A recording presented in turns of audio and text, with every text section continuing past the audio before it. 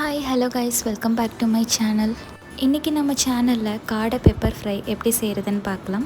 இது ரொம்பவே டேஸ்ட்டாக இருக்கும். நீங்களும் இந்த ரெசிபியை ட்ரை பண்ணி பாருங்கள். ஃபஸ்ட்டு இந்த ரெசிபி செய்கிறதுக்கு ஒரு பேனில் 5 ஸ்பூன் அளவுக்கு ஆயில் சேர்த்துக்கோங்க. எண்ணெய் சூடானதும் இதில் 2 பட்டை, 2 கிராம்பு, 2 ஏலக்காய் சேர்த்துக்கோங்க. இப்போ ஒரு 6 காஞ்ச மிளகாய் கட் பண்ணி சேர்த்துக்கோங்க. இதை நல்லா மிக்ஸ் பண்ணி விட்டுருங்க. இது கொஞ்சம் கலர் சேஞ்ச் ஆனதுக்கப்புறமா நம்ம வெங்காயம் ஆட் பண்ணிக்கலாம். ஒரு அரை கப் அளவுக்கு சின்ன வெங்காயம் சேர்த்துக்கோங்க. நீங்கள் பெரிய வெங்காயம் சேர்க்குற மாதிரி இருந்தால் ஒரு 2 பெரிய வெங்காயம் சேர்த்துக்கோங்க.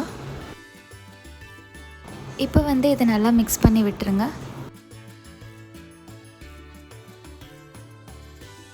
ஒரு 1/4 டீஸ்பூன் அளவுக்கு உப்பு ஆட் பண்ணிக்கோங்க. அப்போ தான் வெங்காயம் சீக்கிரமாக வதங்கும்.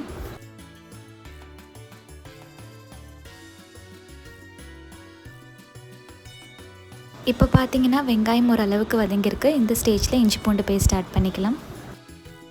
ஒரு 4 டேபிள் ஸ்பூன் அளவுக்கு இஞ்சி பூண்டு பேஸ்ட் ஆட் பண்ணிக்கோங்க. இப்போ இதை சேர்த்து நல்லா மிக்ஸ் பண்ணிக்கோங்க. இந்த இஞ்சி பூண்டோட பச்சை வாசனை போகிற வரைக்கும் நல்லா வதக்கிக்கோங்க.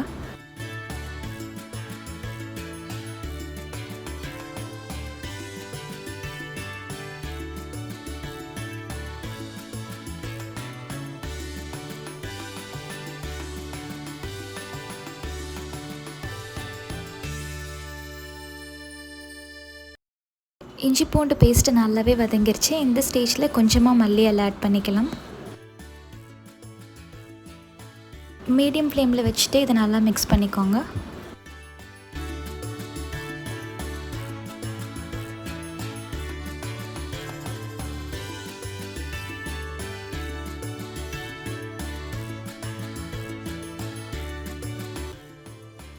ஒரு 2 டேபிள் ஸ்பூன் அளவுக்கு சிக்கன் மசாலா ஆட் பண்ணிக்கோங்க.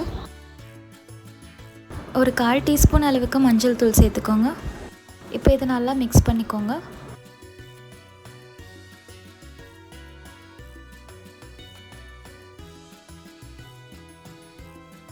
இப்போ இந்த ஸ்டேஜில் காடை ஆட் பண்ணிக்கலாம். நான் 1 கிலோ அளவுக்கு காடை ஆட் பண்ண போகிறேன்.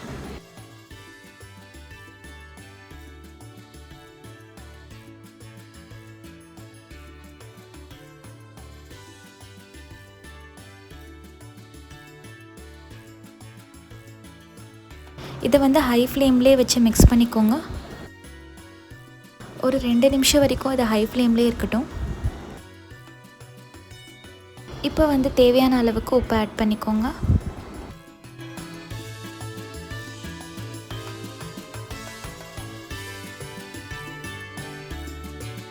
ஒரு 2 நிமிஷம் அப்புறமா இதை மீடியம் ஃப்ளேம்லேயே வச்சுருங்க.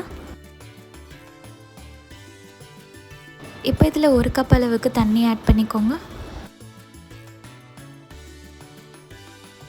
இப்போ இதை மீடியம் ஃப்ளேம்லேயே வச்சு 15லேருந்து 20 நிமிஷம் வரைக்கும் வேகட்டும்.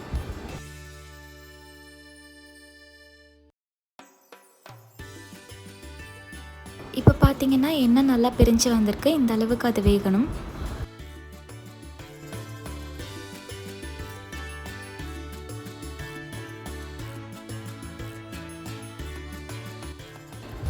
இந்த ஸ்டேஜில் 2 டேபிள் ஸ்பூன் அளவுக்கு மிளகுத்தூள் சேர்த்துக்கோங்க.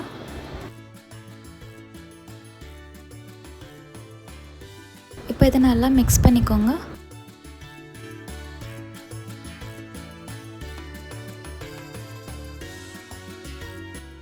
இப்போ 1 டேபிள் ஸ்பூன் அளவுக்கு சீரகத்தூள் சேர்த்துக்கோங்க.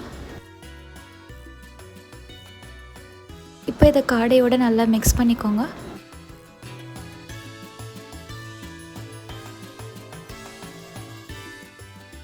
கடைசியாக கொஞ்சமாக மல்லி எல்லாம் இதில் ஆட் பண்ணிக்கோங்க.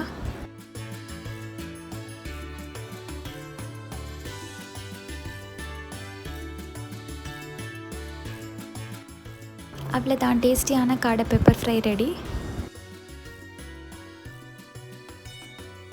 நீங்களும் இந்த ரெசிபியை ட்ரை பண்ணி பாருங்கள். ரொம்பவே நல்லாயிருக்கும்.